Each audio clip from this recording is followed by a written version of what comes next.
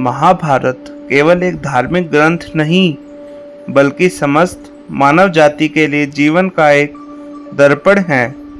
इसमें न केवल धर्म, न्याय और राजनीति की गहराइयाँ हैं, बल्कि परिवार, समाज, विज्ञान, योग, अध्यात्म और तकनीक, हर विषय पर अद्भुत शिक्षाएं छिपी हैं।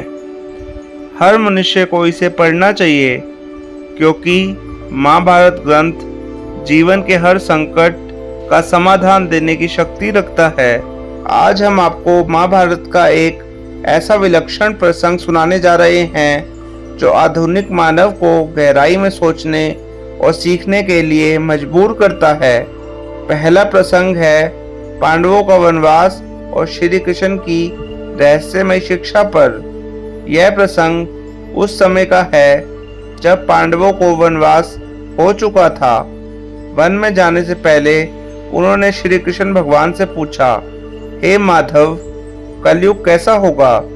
मनुष्य की गति क्या होगी?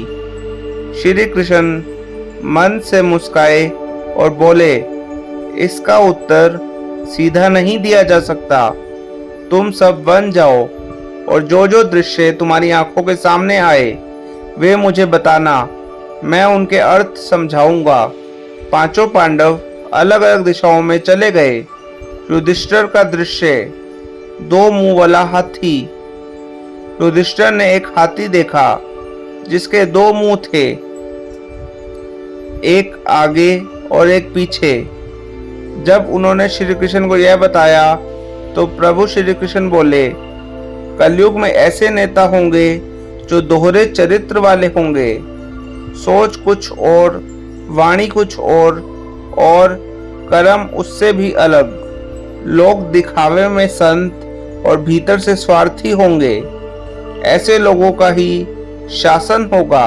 अर्जुन का दृश्य, वेदों के पंख वाला मांसाहारी पक्षी। अर्जुन ने एक पक्षी देखा जिसके पंखों पर वेद लिखे थे, पर वह मुर्दा मांस खा रहा था। श्री कृष्ण ने बताया, कलयुग में वे लोग सबसे बड़े ज्ञानी माने जाएंगे जो वेदों की बात करेंगे, पर आचरण राक्षसी होगा। उनके कर्म स्वार्थ से भरे होंगे। वे विद्या का व्यापार करेंगे, दूसरों की मृत्यु और नुकसान में अपना लाभ ढूंढेंगे। भीम का दृश्य, गायों की अति ममता। भीम ने देखा कि एक गाय अपने बछड़े को इतना चाट रही है कि वह लहूलुहान हो गया।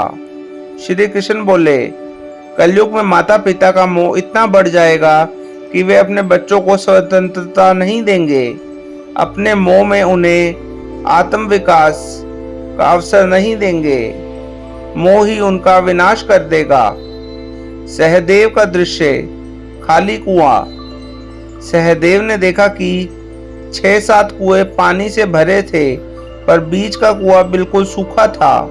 श्री कृष्ण ने कहा, कलयुग में लोग तामसी भोग विलास में लाखों खर्च करेंगे, पर भूखे पड़ोसी की मदद नहीं करेंगे। सामने भूख से मरता कोई इंसान होगा, लेकिन लोग बेपरवाह होंगे। समाज में भौतिकता तो होगी, पर करुणा बिल्कुल भी नहीं। नकुल का दृश्य, चट्टान और पौधा।